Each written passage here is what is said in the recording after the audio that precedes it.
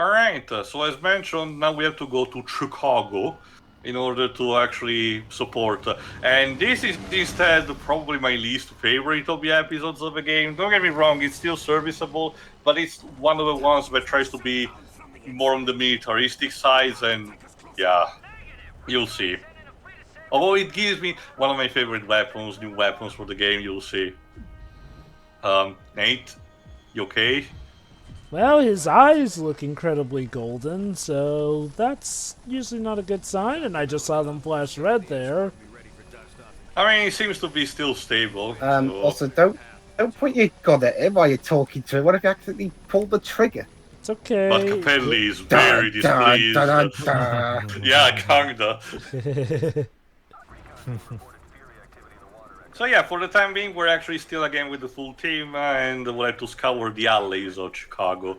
Oh, let me check what's on the cinema today. Let's see. Closed for repairing. That sounds like an interesting movie. Also, part of Chicago is flooded. Jesus, what happened? Goodness yeah, well, I'll be honest. I'll be honest though, Joe. The Open for Business was a really disappointing. Closed for remodeling, really. It's a shame because the infamous games tend to have Easter eggs in the form of, movie titles in the cinemas. The Sonic Adventure titles love doing that. Yeah, I know the whole charming space thing. We did also commentate on the fan matter. If I recall correctly, I'm about to get in now. Yes, the slicer weapon. So let's give it a look. This is actually straight from Ratchet and Clank. Actually, you'll see. In October 1951, SRPA engineers at Fort McAbee began tweaking the portable saws used in conversion center rescue operations to fire blades at high velocity. After a highly destructive competition, resulting in the loss of an army jeep, General Murray refrained from court-martialing the participants and put them to work on a military application for the tool. 9 months later, the first slicer received the green light for active use. The V7 slicer used an electromagnetic propulsion system to fire razor-sharp blades at extremely high velocities, slicing through anything unfortunate enough to be on the receiving end. Its secondary mode locks in the spinning blade in a chamber, building momentum for supercharged attacks while acting as a deadly melee weapon. To fire the blade, press R1. To slice through enemy, press and hold R2. To release a supercharged blade, build up speed by holding down R2 and tap R1 to release. So on paper, basically it works like one of the weapons of Ratchet and Clank you see, which literally fires the buzz saws that constantly attack the enemy by spinning on themselves. I'm not kidding, it's the same. And instead, the secondary fire is literally the chainsaw of doom. So you cannot get any more classic than that. So at the very least, again, while unfortunately, like he said, the weapon design is not as creative as it was in the first game, there's still a few sparks of what Insomniac tends to do for weapons. At the very least, there's that. I think you're about to get a demonstration. Yeah, because we have a bunch of the Neo hybrids.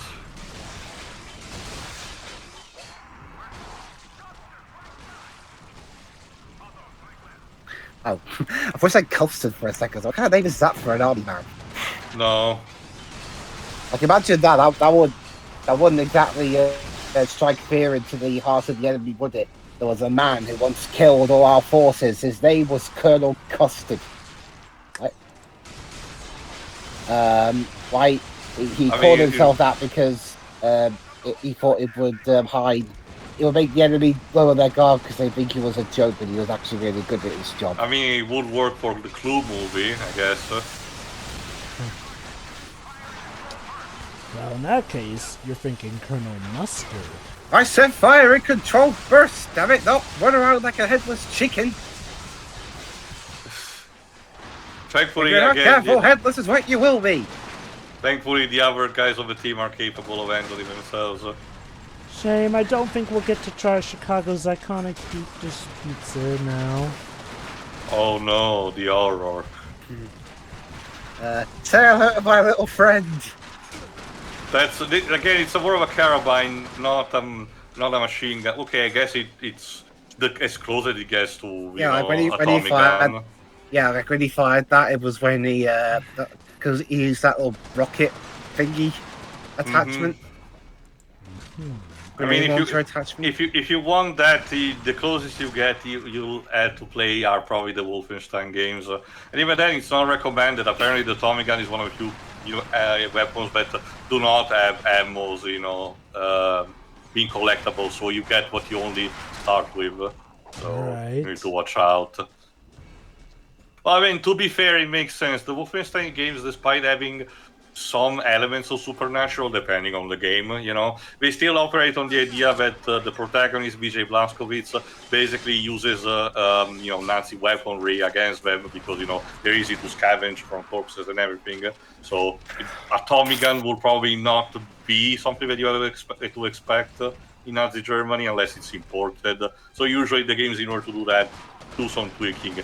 It's kind of similar to how in Doom 3, in order to justify the presence of a chainsaw, they have one of the data log bits, because they have a couple of those in that, explaining there was actually, a miscommunication in the delivery department, and actually made a bunch of chainsaws arrive on Mars.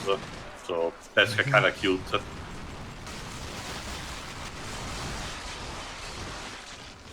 Like I said, it's not super necessary because instead, when it came to Doom 2016, you just have the chainsaws there, and you don't give a shit because it's fun. Anyway, for this first section, as you can see, we're just stuck in the alleys, having to repel the hordes upon hordes of neo-hybrids. Thankfully, when it comes to actually having to get back to the main streets, we should be able to actually have a more decent pace.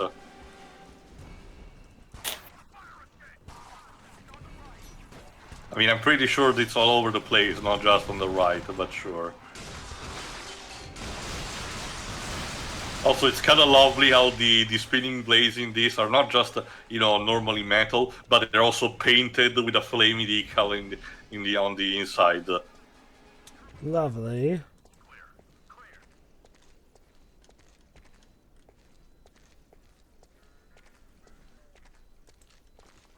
All right, where now?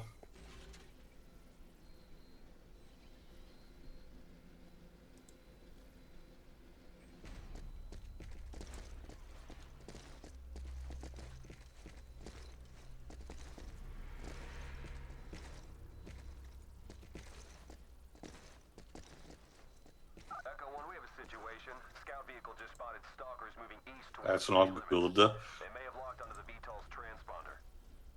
Copy that. I'll send Hawthorne and Capelli back to lend support. Capelli, squawk in when you've secured the site. Roger that. We're on our way. Let's move, Hawthorne. Which means instead you're with the other one. Fun. Warner, yeah. Your tech guy. Looks like we got Hale planetaries. Any chance they've been deactivated? Well, let's give it a look.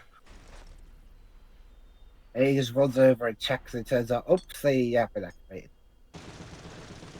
Something tells me no, they're still active. I'll take out the first one. You take the one across the street. Well, maybe they basic- switch it off properly.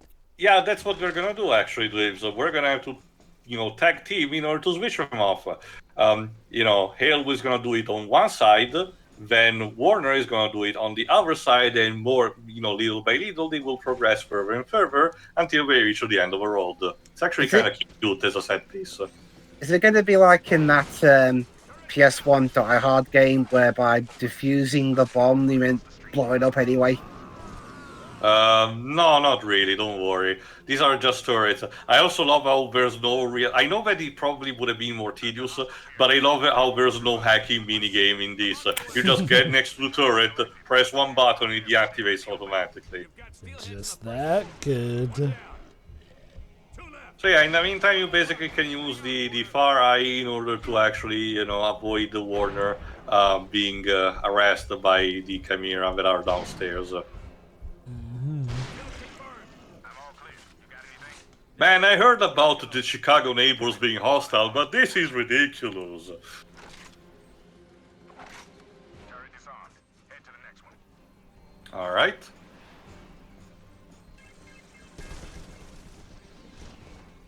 Let's see where it is.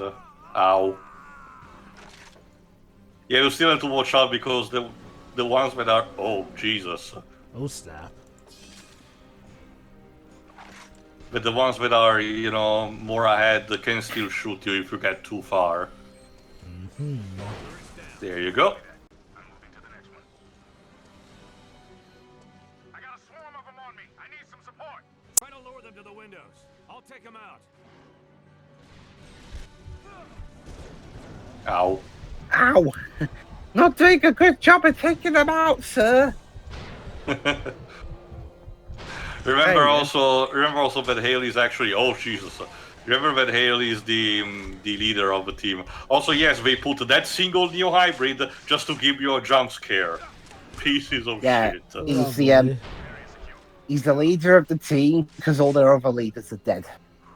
To be fair, remember this is a very small team, you know, from the SRPA, so it kind of makes sense that you know they will have the one that's more in charge, like Nathan Hale, to be, you know, the one handling things. It's like how in the Silver Surfer video game, Galactus can only rely on his weakest one, his weakest herald, because I guess all the other ones are engaged on something.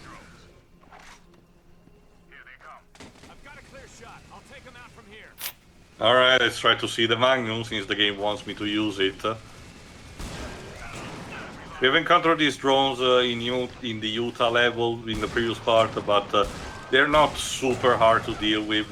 They're just a bit tanky, especially if you use weapons like the Magnum. Like I said, the Magnum is very situational. It's cool on paper, but as you can see, it's not as effective as the game probably wants it to be.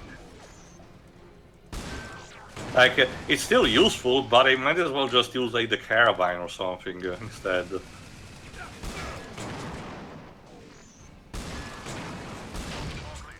There you go. Echo, come in. We've reached the VTOL. The pilot's down. Capelli's working on it, but I don't think he's gonna make it. Can you get the VTOL in the air? Also, of course, Capelli managed to get shot in the meantime. Copy that. Hold position. I'll come to you as soon as we're clear. Final turret's down. I'm headed back to the VTOL. Alright, there you go. As soon as we're inbound. Be safe, Lieutenant. Alright, so it's now time to actually, you know, reunite with the others because, you know, we are a bit still separated. Which means having to infiltrate these, you know, dilapidated buildings. Oh, a radio. Let's see. Good evening again. Yep, there you go. Still there. Your old friend Henry, over at Radio USA Philadelphia. You know, friends, a half a bottle of bourbon is enough to make any man shine a light on himself. And you know what I see? Well, A coward. A poster boy for inaction, content to stand idly by while those who he cares for are torn to pieces. Man and his son need help. And the only thing I reach for is this microphone. My own wife looks at me, expecting a hero, and instead finds only a statue. Well, his wife is dead. yeah, well, he's not in the best shape right now, as you can see here, Jova. All I have Yeah. left is you, my audience, my friends.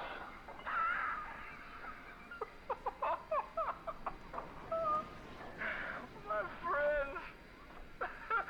My friends. I don't even know if you're out there. Maybe I'm the only one that's left. One lonely rabbit speaking to thin air. Well then, this one goes out to thin air.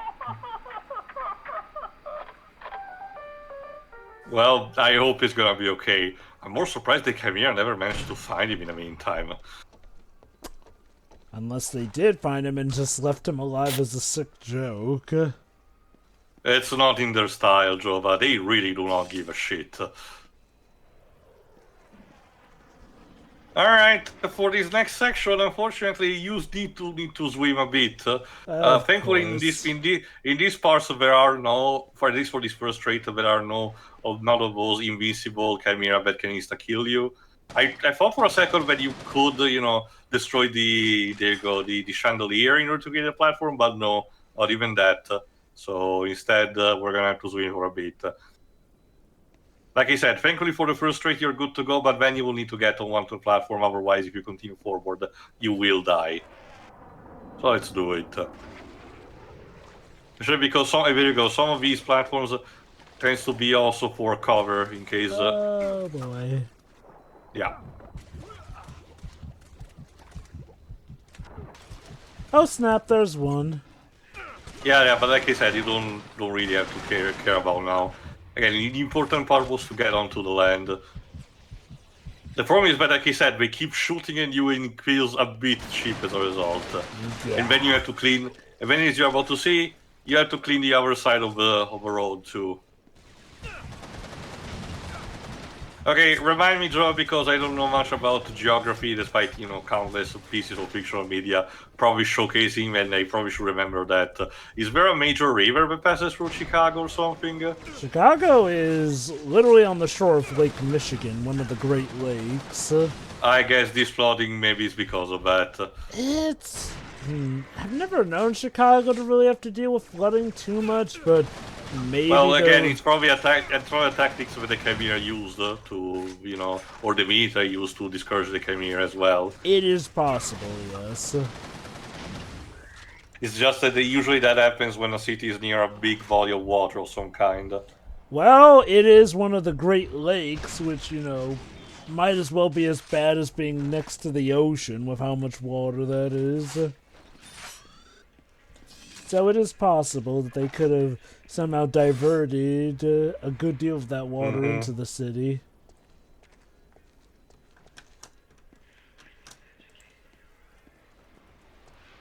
Alright, now it's time to do some platforming. Hey look, we're on the other side of the cinema, see? We're getting full circle.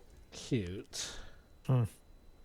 Like I said, it's at least when it comes to the level design, you can kind of feel the way you're actually going, which is actually a bit better than in the previous games where it really felt like you were a bit narrowed, where you're going. But in this, it gives a sense of continuation. Oh shit! Let me get work. Let me get back.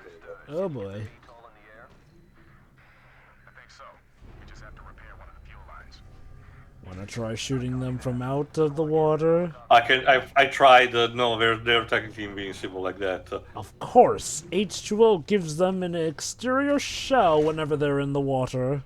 Yeah, it does feel kind of arbitrary, but those Chimera in particular are impervious to bullets. I don't know. It just feels very odd.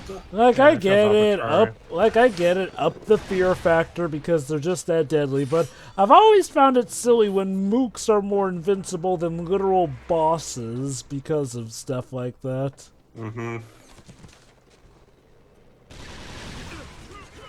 Also, you didn't notice, if I recall correctly, but I started peeking from this, the Bullseye Mark II. If I recall correctly, I might read the description later. It works exactly like in the first game.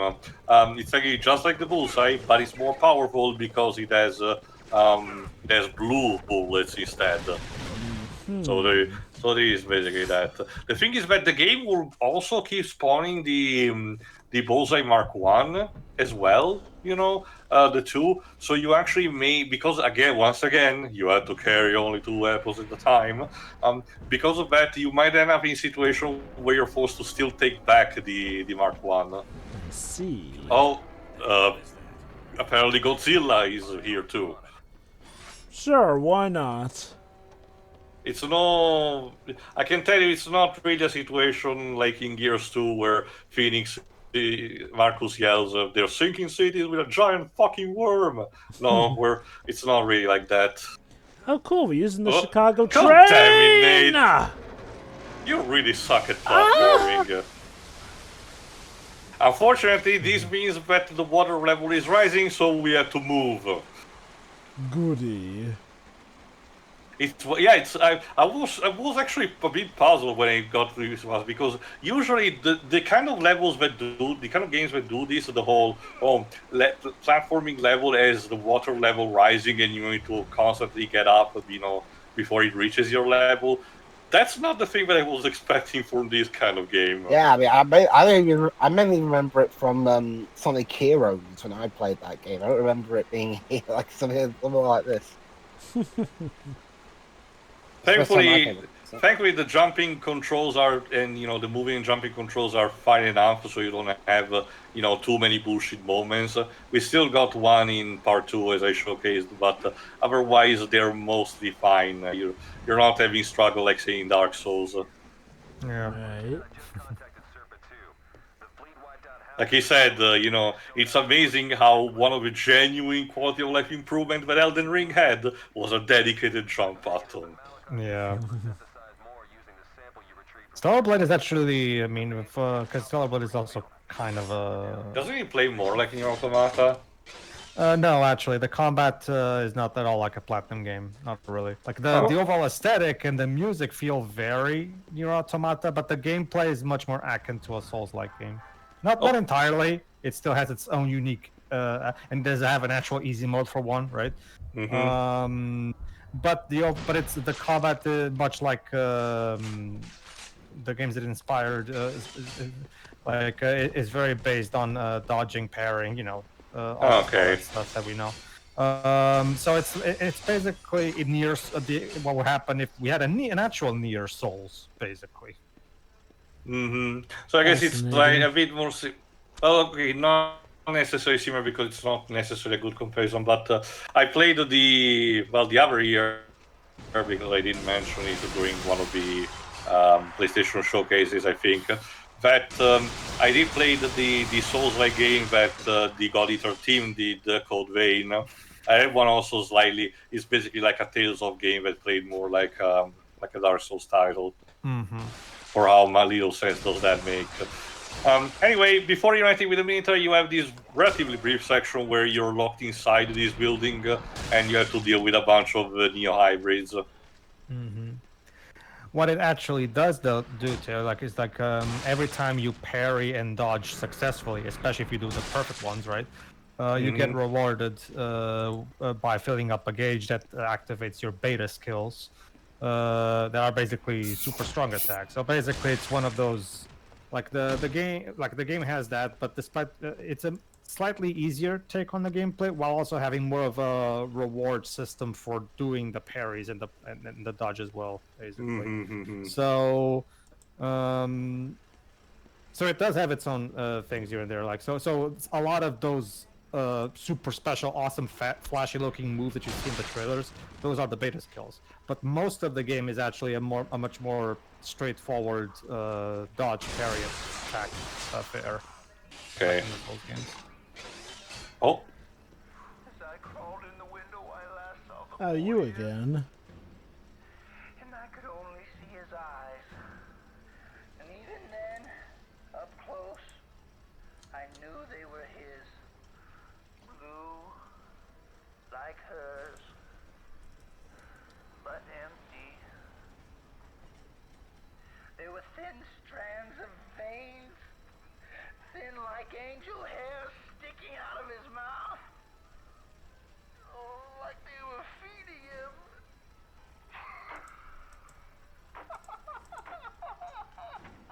And I thought about what that boy might have been doing if the creatures never arrived. 15 years old? He'd probably be playing backseat bingo with some sweetheart within a year. It was innocent times back then. Only instead, you'll be one of them.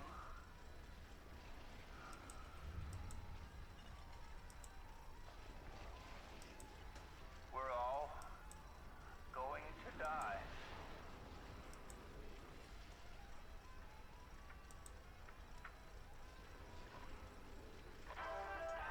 Well, moving on. Yeah, I thought the point of these was to be uplifting, my dude. I mean, with all the time passing and the booze that it's consuming, I get the idea.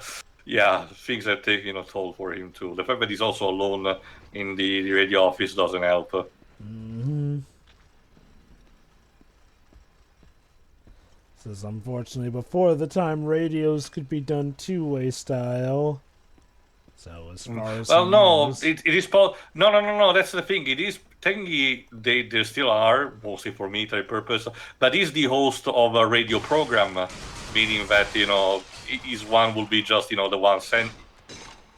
Well, my point is like, well, this is more so before callers in for radio shows were more common. Is my point. So like, Sure. it's not even like if somebody was surviving, they could call in to maybe give him some reassurance.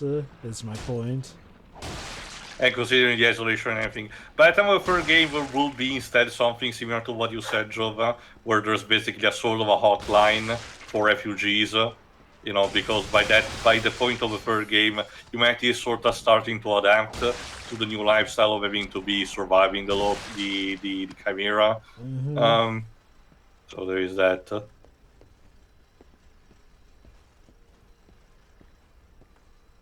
Also, I think I mentioned it already, but just for a quick reminder, you can toggle on and on your flashlight with the right on the D-pad. And again, for situation like this, is a lifesaver because otherwise you're completely plunged in darkness with only a few scattered light doing minimal, illumination. Mm-hmm.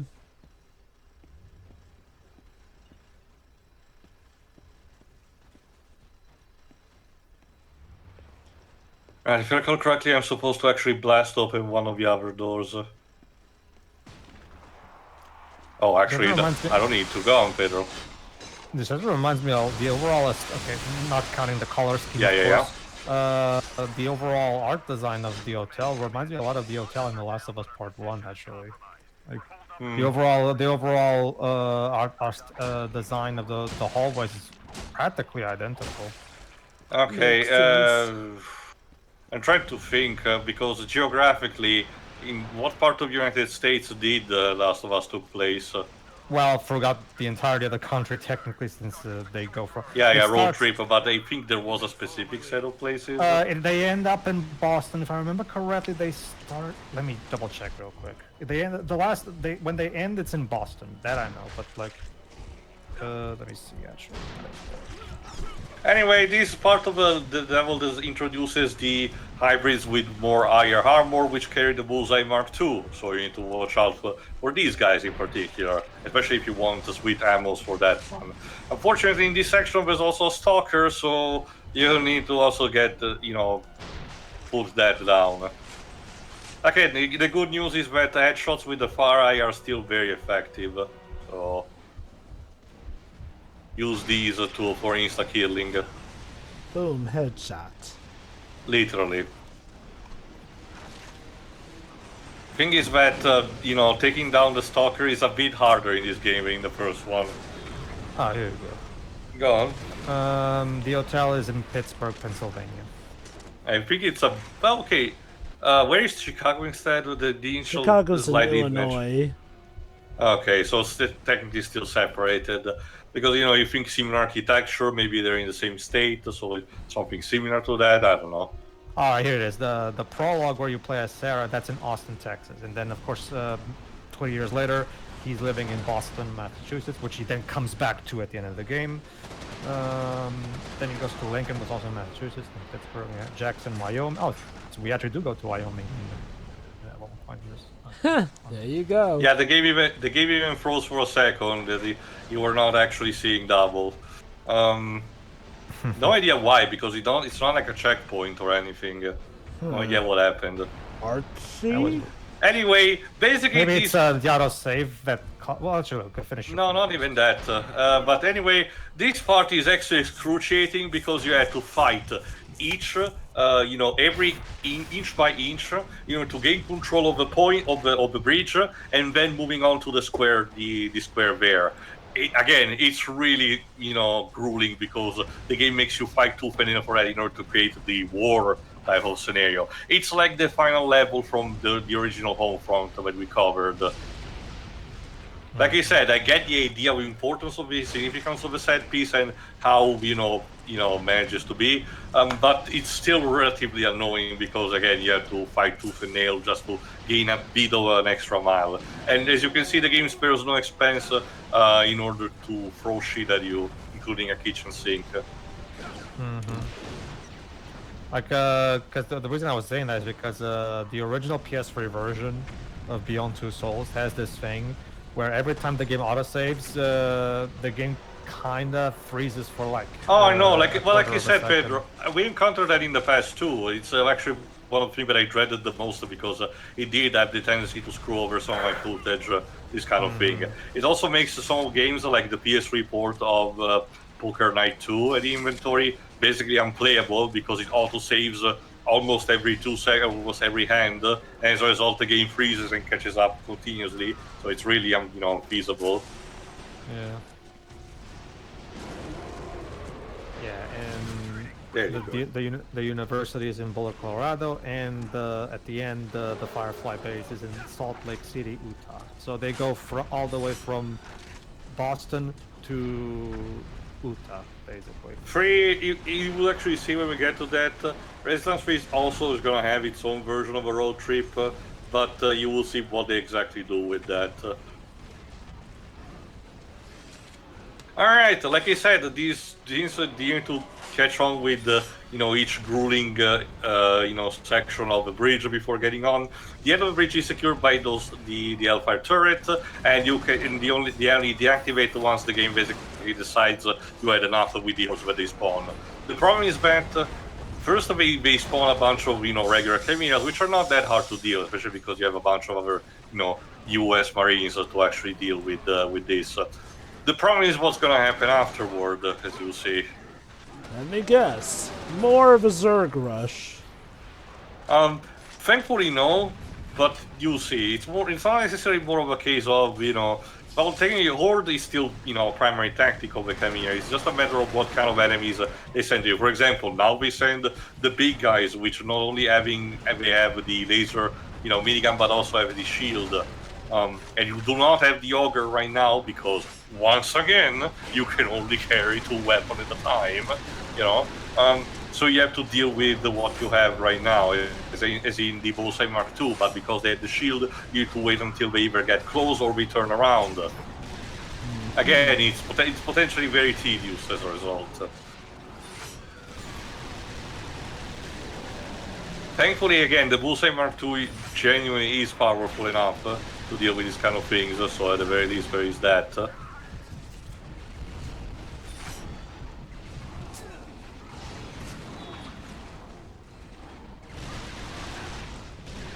There you go. Right then. When it comes to these guys, headshots do count, but I use most of my far IR, ammo beforehand, and I definitely could not be able to spare them before this. Also, the door. Oh my god.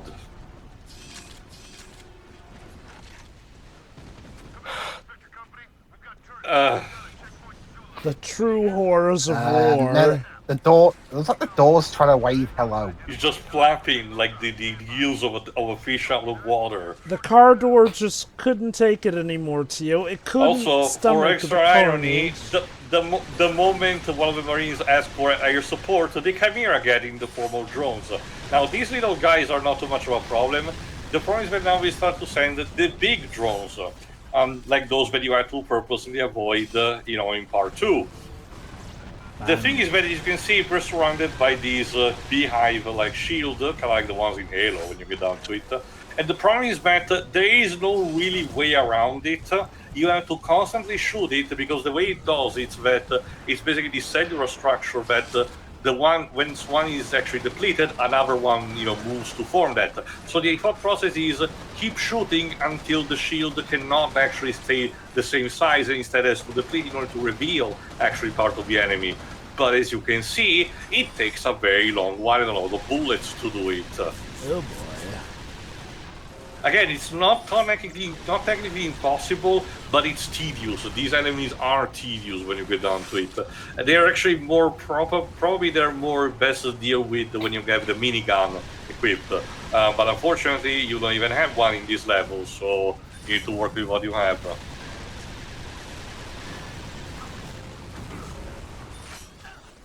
Especially it's problem if they start to actually, if you actually gain their attention and start to bombard you. Like I said, despite your generating health, you're not invincible. You can be, shot very quickly, especially, in harder difficulties, already medium. So you need to watch out, because otherwise the checkpoint is at the beginning of this particular round. Like I said, there are more generals in this game, but don't think they're too generals. There you go, one down, one to go.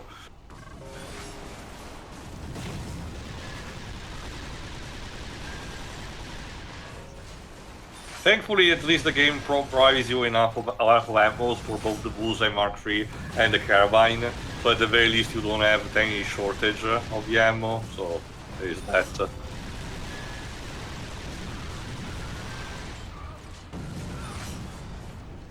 Alright, just turn around.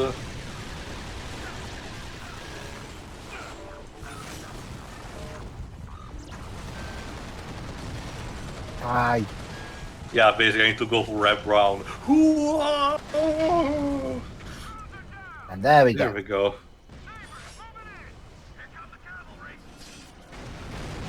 There you go. With the air support, we managed to actually destroy the Alpine turrets and actually moving out of the bridge. And to the last particular section of this place, which requires you to fight 3 stalkers at once. So you know what? Let's speed up again. This game really knows how to pull out all the stops, literally. Like I said, it definitely gives you the idea of you being the actual resistance against this oppressing enemy, but man, it's a double-edged sword. I feel like there could be a way to do this without making the game feel kind of unfair in its difficulty. At the same time, I understand, Joe, but at the same time, I also don't want it to go through the other extreme, as in being too much of a cakewalk. Like I said, Doom 2016 has this kind, especially Eternal, because Eternal ramps a bit the difficulty, but manages to have this balance where you are the killing machine, but that doesn't mean that the demons, are, just a complete cakewalk. You feel in control, and the reason why the enemies can feel easy or difficult is only because of you. So that's pretty cool, actually. Oh, absolutely. And Also, are you recognizing this song, Jova? Oh God, it's off the tip of my tongue. I'll give you until the end of the part to figure out. I think it's a Mega Man X track. No. It's either that or Street Fighter. No. Again, until the end of the... I'll ask you again at the end of the part. Legit photos from one of those Capcom IPs. Also, does Chicago have, square with an obelisk? Several. Like, Chicago's a pretty big city. I know. Well, okay, but I know that there's one obelisk, the big one, in Washington, D.C., of course. I just didn't know if there was someone in Chicago either. Let me check which one specifically. I don't know if this plaza is supposed to have a name. They didn't really mention it, as far as I know. Oh, that might be where the World's Fair was held in 1893. Okay. Oh. Run! It's Godzilla! It's always Godzilla. Here's a picture in case you're wondering. I think it's supposed to be called the Leviathan. No, the Leviathan was the one earlier on. I don't remember what this creature in particular is called. And basically now you have to find a way to defeat it. Yeah. I get it, Warner. Go on. Going off of this picture, I'd say that what we saw was supposed to be a ruined version of this area where the World's Fair was held in 1893. Okay, then. I guess. Also, these not right now, but the section that's coming up in a second, right on that bridge on the right, It's another very painful moment for the way it's structured, but I'll have to mention specifically when we get there to give a full idea of what you actually have to deal with. Because it's essentially just a matter of, bit of dickish level design.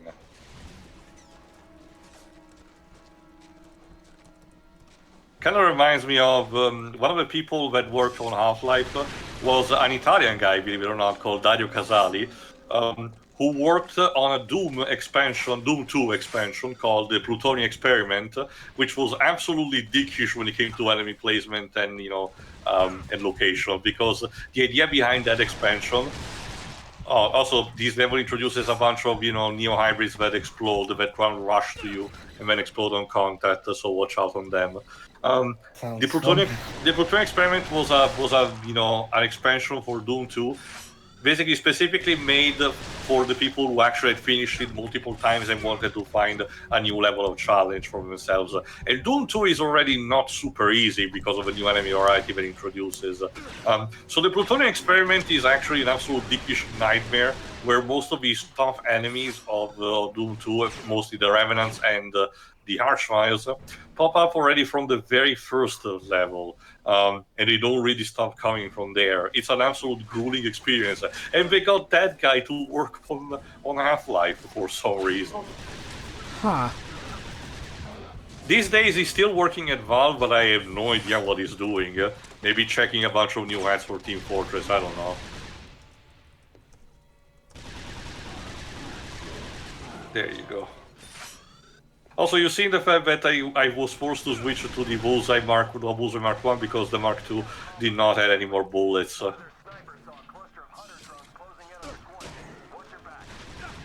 Sure. Also, just to mention quickly, the melee attack works exactly like in the first game, potency and all. So usually two hits to kill an hybrid. It's not super recommended, but it makes sense. Alright, after killing this particular hybrid, one thing that happens is that, there you go, you're supposed to take a bridge, a makeshift bridge, to get on the building on the other side of the road. The thing is that on the other side of the road there will be, Chimera with Augur, and the bridge will start being swarmed by neo-hybrids, the ones that rush at you like zombies, like this. So basically you're forced to actually, have it to adapt to two different enemies at the same time. You cannot run too much and you're forced to kill these as a high priority, otherwise they literally hit you too much, and you cannot hide behind cover because the Augur rifle keeps actually pressuring you. So the best bet is to do what I did. Pick up the menu, use, improvised type of choke point mini explosives. There you go, then go back here and pick the far eye, and then start sniping the Augur enemies, because otherwise you're gonna die a lot. Much like I had. Yes, Pedro? No, I don't think I was. Sorry, I thought you wanted to say something, my bad. There you go. And yeah, there really are actually quite a lot of enemies for this. I really don't know who made the level design. That's another thing. All the FPSs, usually at the beginning of the level, tended to have accredited the specific person who designed the level. The way generally it works is that it was a conjunct effort, and the level making was distributed among the members of the team. But these days it's more, even if it happens, it's not super credited, on the specific details. Because I really would have been interested to see who specifically handled a map like this one. I guess the ones that still do. I know that the ones that still do it are the people who are making shooters similar to the old school, the people of New Blood, like David Zamansky instead. Yes, Jova? I guess going back to our talk of fairness and balance, yeah, that's pretty much what I would have pushed for from the get-go. Like, you can still have the overwhelming sense, but gameplay-wise, at least make it fair for the default mode. Now, stuff like this in a hard mode still might be a bit iffy, because arguably a hard mode should be challenging in a way that you can arguably still ace it if you know what you're doing rather than feeling unfair, but nonetheless, okay, maybe for a hard mode. But for a normal mode, I feel like, again, maybe balance stuff out by, yeah, showing that you're outnumbered, but at least giving the characters more ammo to deal with. Like, again, that's, I feel, the biggest issue with this game. This game can't seem to decide when it wants to be an all-out shooter or when it wants to act like a survival horror and suddenly bottleneck how much ammo it gives you to deal with the hordes, which is problematic, I say at times. It's not even just about the ammo, it's about also the damage that the enemy deal to you, you know?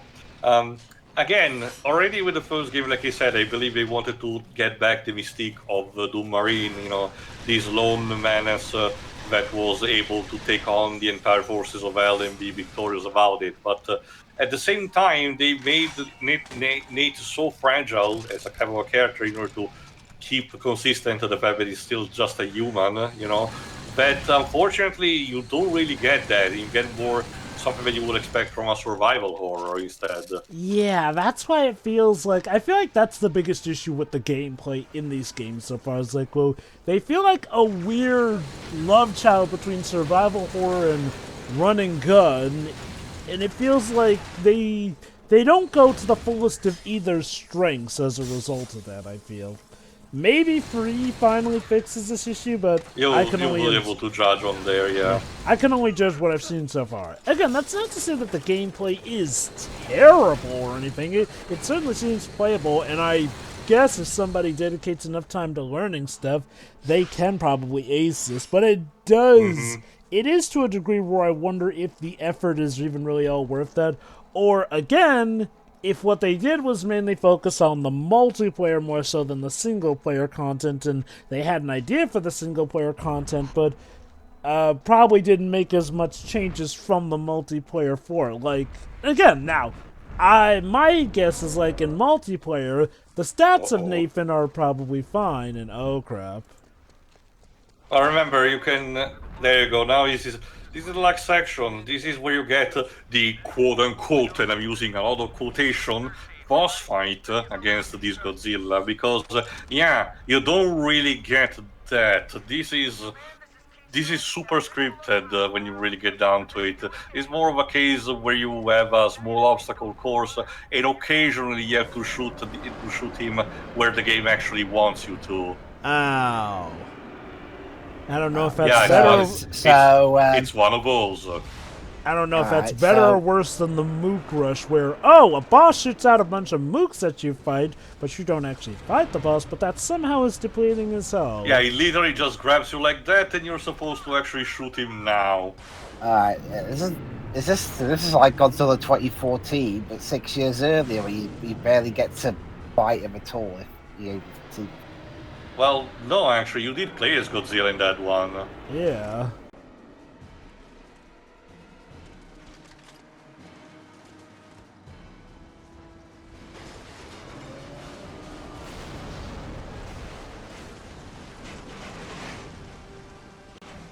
Anyway, it's weird because the Leviathan or Kraken, I forgot actually what it's called.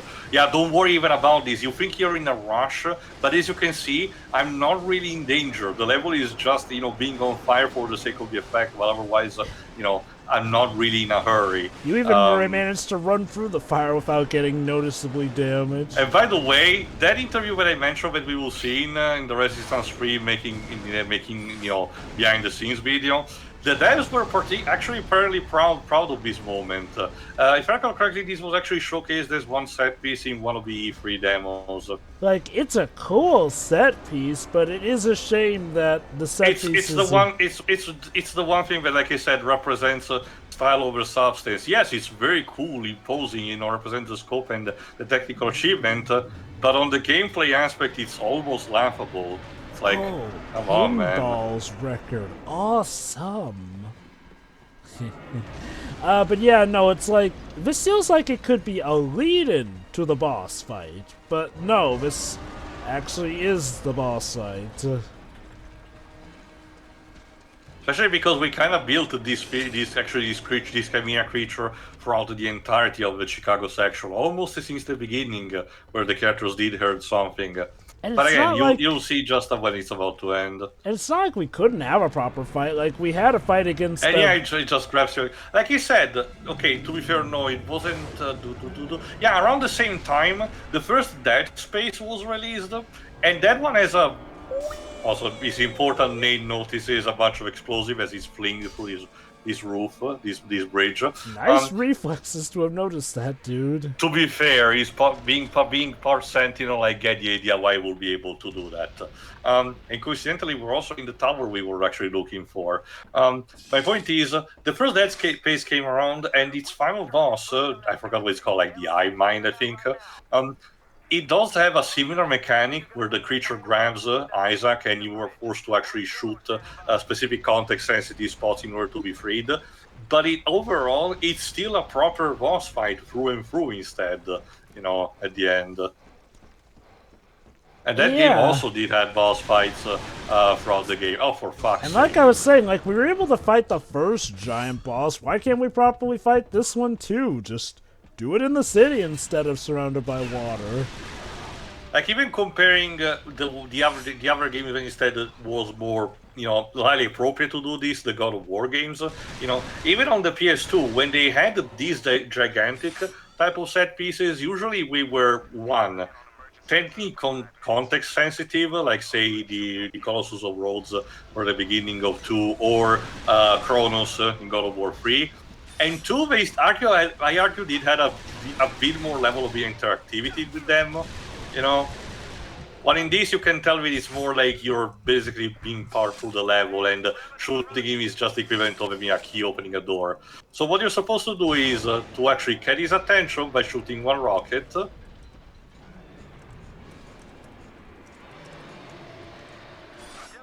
Then first dispatch also these drones, because of course. Then when he's going behind under the bridge and the military tell you, shoot, like this. And then shoot again. There you go, you're done. Huh. That was super easy. Barely an inconvenience. Really. Alright, so hopefully we can actually deal with that, with the tower now. Like I said, love the irony that mooks are more invincible than that giant boss. Alright, Monaco, do your thing.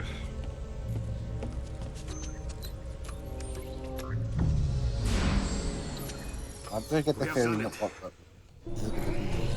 Oh, fuck. What the hell's going on? I do not know. Something has overridden the controls. One of the other towers has reactivated. I have. Shut it down! It is no longer possible. Which tower activated it? Which tower, damn it? Iceland.